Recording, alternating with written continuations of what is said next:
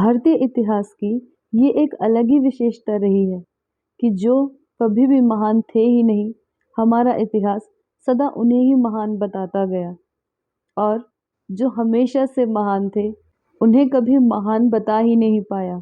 महान तो क्या, उनके विषय में अधिक जानकारी भी उपलब्ध नहीं है हमारे ही पास। आज हम उन्हीं में से एक महान वीरांगना महारानी तपस्विनी के बारे में बात करने जा रहे हैं। महारानी तपस्विनी का जन्म लगभग 1836 ईस्वी में वाराणसी में हुआ था। वो महारानी लक्ष्मीबाई की भतीजी थी और वेल्लूर के जमींदार नारायण राव की बेटी थी। इनका वास्तविक नाम सुनंदा था। महारानी तपस्विनी की वीरता की प्रसिद्धि भी दूर दूर तक थी और वो एक बाल विधवा थी। बचपन से ही उनमें राष्ट्र प्रेम की भावना कूट कूट कर भरी हुई थी। वे हमेशा ईश्वर की पूजा पाठ करती और शस्त्रों का अभ्यास करती थी। पिता पेशवा नारायण राव के निधन के बाद अंग्रेजों ने सुनंदा को गिरफ्तार कर त्रिचिनापल्ली के किले में कैद कर लिया। सुनंदा मुक्त होते ही सीतापुर के पास नैमिषारण्य तीर्थ पहुंची।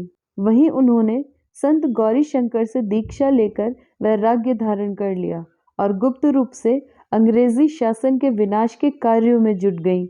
माता तपस्विनी के नाम से इनकी ख्याति सर्वत्र फैल गई। इन्होंने नाना साहब से संपर्क स्थापित किया तथा 1857 के सैनिक विद्रोह हेतु साधु व संतों की टोली का गठन किया। वो देश की प्रमुख छावनियों में धार्मिक अनुष्ठानों के बहाने प्रवेश करने लगी और निश्चित तिथि को ब्रिटिश सत्ता उखाड़ फेंकने का संकल्प दिलाने लगी। दुर्भाग्यवश सशस्त्र क्रांति असफल हो गई।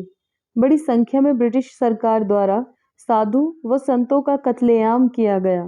माता तपस्विनी बचकर नाना साहेब के साथ नेपाल की ओर कूच कर गई। नेपाल में जर्मन क्रूप्स कंपनी के नाम से बंदूकें बनाने का कारखाना खोला। इसके लिए लोकमान्य तिलक ने महाराष्ट्र से एक युवक श्रीमान खाडिलकर को उनके सहयोग के लिए भेज दिया। खाडिलकर के साथ नेपाल के प्रधान सेनापति चंद्र शमशेर जंग की मदद से बंदूकें बनाने का कारखाना खोला, लेकिन सहयोगी खांडेकर के एक मित्र ने धन के प्रलोभन में आकर अंग्रेजों को तपस्विनी के बारे में सब कुछ बता दिया। भेद खुलने पर कारखाने में छापा पड़ गया। खाडिलकर को गिरफ्तार कर लिया गया। घोर यातनाओं के बाद भी इन्होंने तपस्विनी के किसी भेद को नहीं खोला। तपस्विनी खुद कलकत्ता लौट आई और महाकाली पाठशाला के माध्यम से छात्रों में राष्ट्रीय भावना का संचार करने लगी।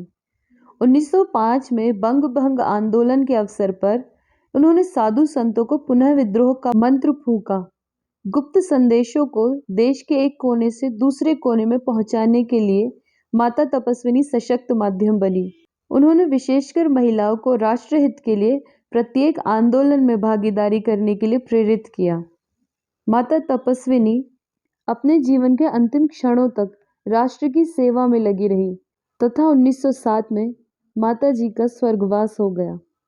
ये थी भारत की एक अप्रतिम वीरांगना की कहानी। इस कहानी और इस जैसी कई और अनसुनी कहानियों को सुनने के लिए प्लीज़ इस चैनल को लाइक, शेयर एंड सब्सक्राइब करें। Thank you.